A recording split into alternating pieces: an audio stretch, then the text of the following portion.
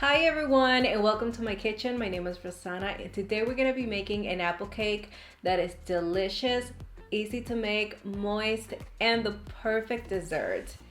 Let's get started. This dessert has fall written all over it. Start by peeling 2 Granny Smith apples. These apples are tart and have enough sweetness to enhance the flavors in the recipe. Now shred both of them by using the side of the shredder with the largest holes. Transfer the apples to a container lined with a kitchen cloth and wrap them. Twist to secure, then with both hands, twist to squeeze all of the juices out. Feel free to have some fun with this. Prepping and measuring your ingredients before you start a new recipe is a great tip to make sure things flow and you enjoy the experience. We are going to need 1 cup of apple juice for this recipe. Pour in the juice we just squeezed into a measuring cup to check how much we have. Then fill the remainder needed from a good quality store-bought apple juice. Once you have the 1 cup needed, set to the side for later use. By making sure we have the right amount of liquid in this recipe, we secure the right texture and amount of moisture. Place the prepped apples in a bowl and reserve for later use. I'm not going to worry about them browning because that's still going to happen when we bake them. Next, sift the following ingredients to get rid of any lumps. Start with 2 3/4 cups of all-purpose flour, 1½ teaspoons of cinnamon powder for the perfect amount of flavor to warm your heart, and 1½ teaspoons of baking soda.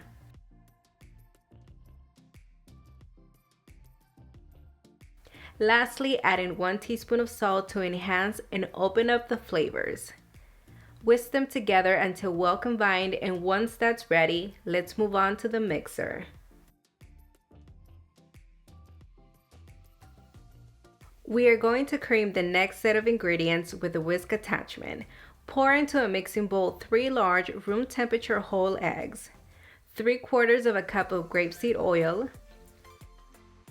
1 cup of granulated white sugar, and 1 cup of packed dark brown sugar. Then cream for approximately 5 minutes or until light and fluffy. Its color will also become lighter than what we started with. Here it is, perfection with all the characteristics mentioned earlier. At this point, with a spatula, fold in the sifted flour into the egg mixture. For this step, it is crucial you fold in with a spatula because the less you work the flour, the fluffier your cake will be. When almost incorporated and you still see some streaks of flour, set the bowl to the side and on a separate medium mixing bowl combine 3/4 cup of sour cream and the 1 cup of apple juice. Whisk until well mixed in. The sour cream will provide us with a rich and moist cake that will impress everyone. Pour in the sour cream mix into the batter and keep folding until just combined.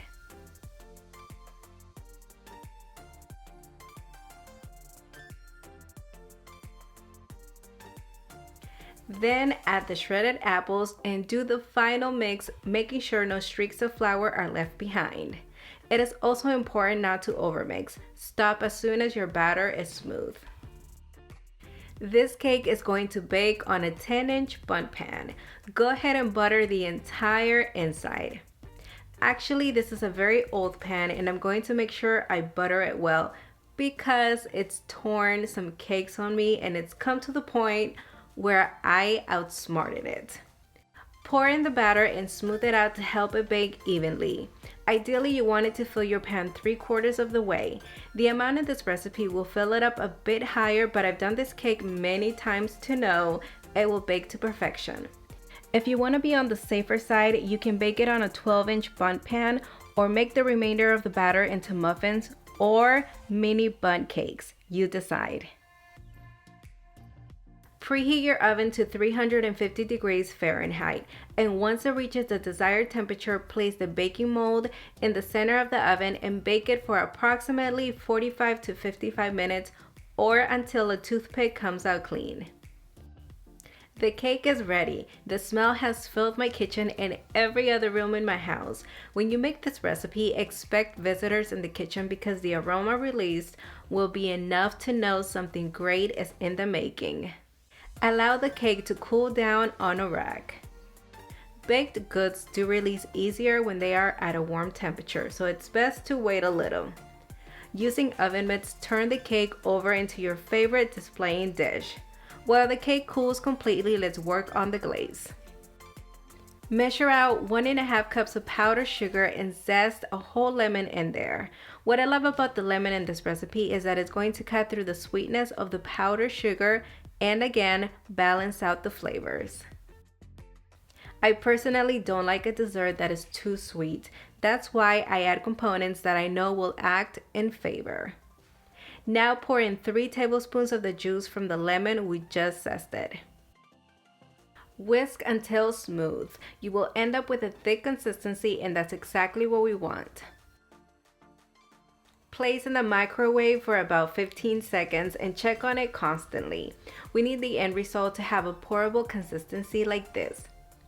And that's what we're going to do. Pour it over the apple cake. Drizzle it with inspiration. Have fun making it look gorgeous. If at any point the glaze thickens up again while pouring, you can place it back in the microwave in 5-second increments. Just make sure you check on it because if left too long, it could burn. Keep pouring until the entire top of the cake is glazed and streaks have decorated the entire cake. This glaze is perfect because as you pour, it hardens right away, leaving a gorgeous thick coating. You can also add some berries and fresh mint leaves to add color. Baking a cake, dessert, or pastry can be so satisfying. I love every stage except the waiting time. But I've learned it is important to be patient and give it the time it deserves. This apple cake has everything you will ever love in a cake. The apples are very much present and complemented by the cinnamon. It's soft, moist, and fluffy, all the perfect textures. The glaze adds a citrus touch that cuts through the sweetness, bringing balance and freshness. Make it and you will crave it year-round. It's time to taste. But before we do so, I want to invite you to subscribe, like this video, and don't forget to click the notification bell. I made that fast because I'm in a hurry to get a bite of this.